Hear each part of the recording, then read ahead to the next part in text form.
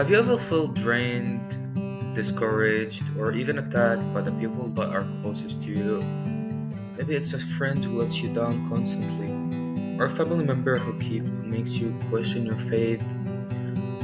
As Christians, we are called to love others, but what do we do if the that are around us are toxic? Let's talk about it.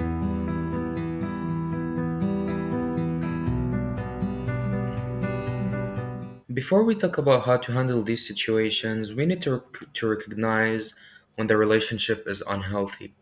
Toxic people often do these things. The first thing, which is they constantly bring you down, they make you feel so guilty for no reason, they refuse to respect your boundaries, they manipulate you for your own benefits.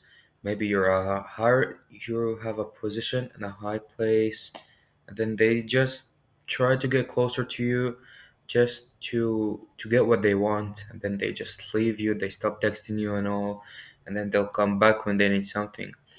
And then they discourage your faith. Let's say you're a Christian person, and then your friend is a Muslim. He just makes you feel like, why am I a Christian? Or like he talks about your Lord Jesus, and then he say Jesus is not a God, he's just a prophet, and then he tries to convert you.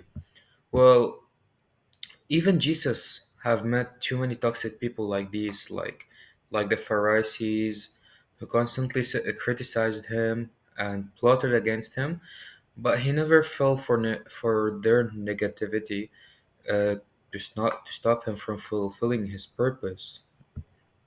But I say unto you, love your enemies. Bless them that curse you. Do good to them that hate you.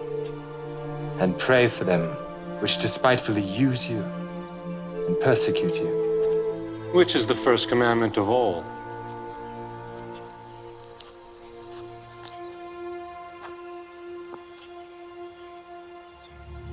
Hear, O Israel, the Lord our God is one Lord. Thou shalt love the Lord thy God with all thy heart, and with all thy soul, and with all thy might, and with all thy strength. This is the first and great commandment, and the second is like unto it. Thou shalt love thy neighbor as thyself. On these two commandments hang all the law and the prophets. Master, thou hast said the truth.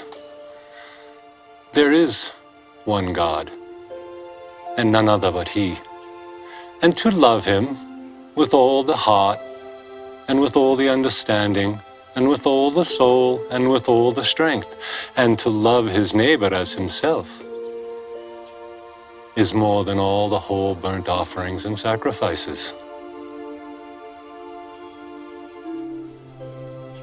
Thou art not far from the kingdom of God.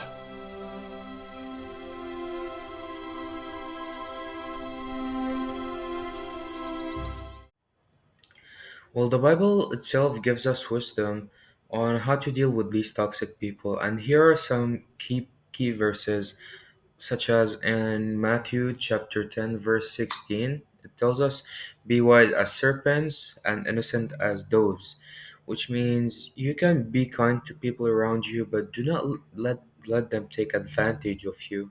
And then on Proverbs chapter 13 verse 20 says, walk with the wise and become wise, for compassion of fools suffers harm. So who we surround ourselves with influences us, and it also influences our lives. So be wise while choosing the friend who you want to speak to or the person you want to hang out with. Because if he's a bad person, he could just influence your life by making you fall into sin and do bad things.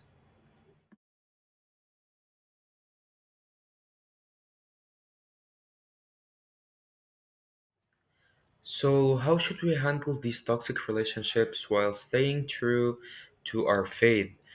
Here are four things you can do. I will be listing them here, starting by pray for them.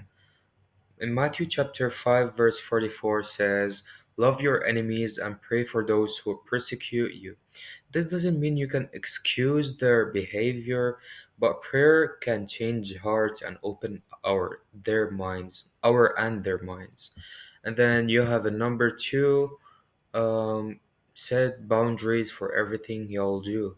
In Proverbs chapter 4, verse 23, it says, "Guard your heart, for everything you do flows from it." So setting boundaries isn't unchristian.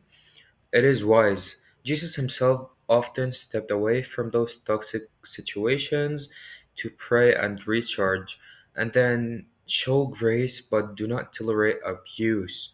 So in Ephesians chapter 4, verse 31 to 32, it says, "Get rid of all bitterness, rage, and anger. Be kind and compassionate, forgiving one another, just as Christ God forgave you."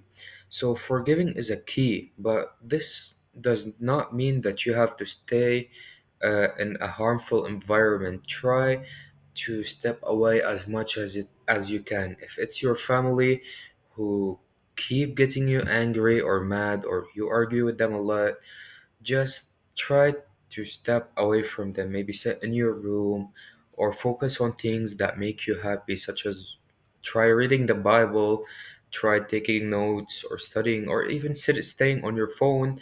This could also help you. And then surround yourself with godly people. In Hebrews chapter 10, verse 24 to 25 says, "Let us encourage one another." Find a church or a small group or godly friends who will uplift you and help you to grow your faith. Always find the right people to stay with. Always be with people who are holy to God, because if you can be with them, God will be with you. Because as long as you're studying about God, trying to get closer to Him, this will make God happy and will make you happy. Like, you will notice changes on yourself. And then sometimes the best thing you could do, the best thing you can do, is step back, like distance yourself. Even Jesus walked away from certain situations when necessary. In Luke chapter 5, verse 16, it says, "Jesus often withdrew to lonely places and prayed." If a relationship is damaging your mental health, or pushing you away from God, or even making it possible to grow with God, it may be time to step back a little bit, because stepping back away from a toxic relationship is not something that is for the weak. That's completely the opposite. Stepping back from certain situations is for the person who's strong and who's ready to grow his faith with God, who wants to get closer to God. Overall, dealing with toxic relationships is hard, especially when it comes to family or to close friends. But remember, you're not alone. God sees your struggles and He will help you to overcome them.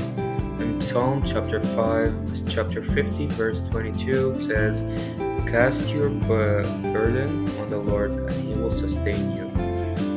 If this video helped you, leave a comment for me and let me know your thoughts. And if you haven't already, subscribe so you can see more faith based content. Stay strong and God bless you.